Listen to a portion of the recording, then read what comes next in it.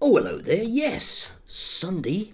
If it's Sunday, it must be the New Culture Forum. If it's the New Culture Forum, it must be the series The West. And if it's this Sunday, and it's the New Culture Forum, and it's the series The West, it must be this one about science, which I must admit has kind of gone down the road that I thought it would go down.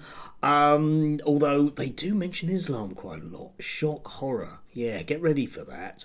It still muddies its way around the Middle Ages quite a bit. At one point, we do have that sort of classic Mr. Burke's connections, which I mentioned last week, whereby we're teased with the notion that lentils have something to do with the Renaissance. And we discover that they don't at all. But leaving that aside, we're presented with some interesting ideas, put it that way. And then what I'm going to do in a little bit is I'm going to just show you a bit of video, which I think somewhat gives the game away. But first of all, we've got Rembrandt's The Night Watch. I cannot think of that without thinking of Terry Pratchett, but there we go. This shows you the rise of the ordinary people, the people that founded the Dutch East India Companies. Just your average Joe blogs from Amsterdam, or maybe not. There's a kind of view of this painting, which is a beautiful painting, let's face it.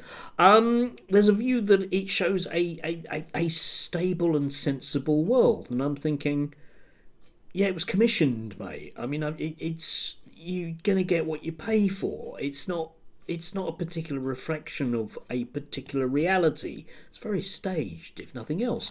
And then they sort of we get a bit of waxing lyrical about Isaac Newton, who's it claims here that they don't claim, but they quote somebody who's claiming that he was the son of an illiterate farmer. I don't know why they haven't fixed that. Militerate farmer. Don't know that one. Anyway, and you have to think to yourself, well, maybe, but he did go to bleeding Cambridge. I mean, he went to school and went to Cambridge, so he wasn't Joe Bloggs, was he? Great that we get Sir Isaac Newton. Brilliant standard bearer for autism, one might say, but ordinary? Not on that basis at all. And we kind of, it's got a very cosy view at the end of the West and what we do, because we're so lovely that we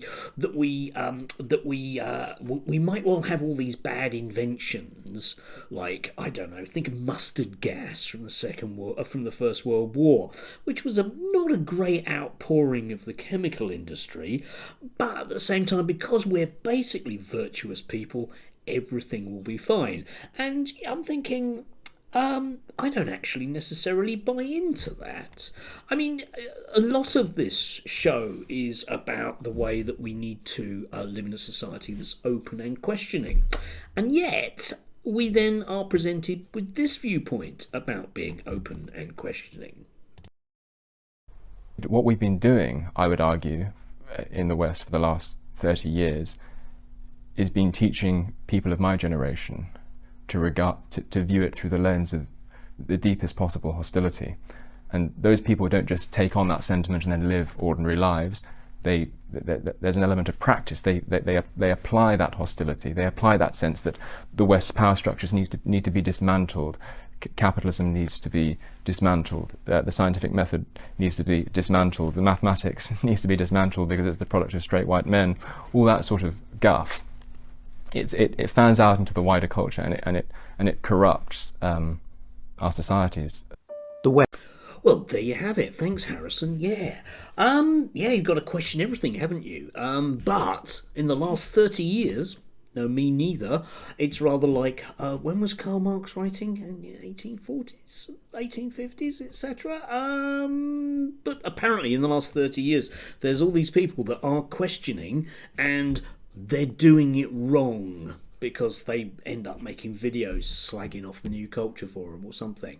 And at the heart of this, I think, is where the New Culture Forum, as a sort of libertarian view of the world, falls down. Because when they're talking about historical precedent of people questioning things, they mean people like them. They don't mean people like me. People like me should stand around with our caps, tugging away, going, oh yes sir, I'm sure sir. That's our place in history. And you can see it here. When they bang on about something happening in 1240, it's not an ordinary person, is it? It's not an ordinary person in 1240. I mean, they do love there's this kind of weird, seamless view of feudalism, like magically it was proto-capitalism. It wasn't, okay? We do get definitely modern forms of capitalism, like 1600, which leads to your Rembrandts and your night watches and the rest of it, yes. And a lot of positive things did potentially come out of that, but not in a bleeding hurry, yeah? You only have to read any form of social history from that period, and I'd recommend something like The London Hanged by Peter Lindbergh. Great book, and it'll tell you exactly what ordinary people questioning things, what happened to them in those days. It wasn't very pleasant because people like Harrison were a bit unhappy with it. Yeah, it's a bit later than 30 years ago, mate. Anyway, as ever, do look for yourself. Please do tell me I'm wrong. I must be, because I don't have a David Starkey view of history. No, I've got one of those dodgy lefty ones.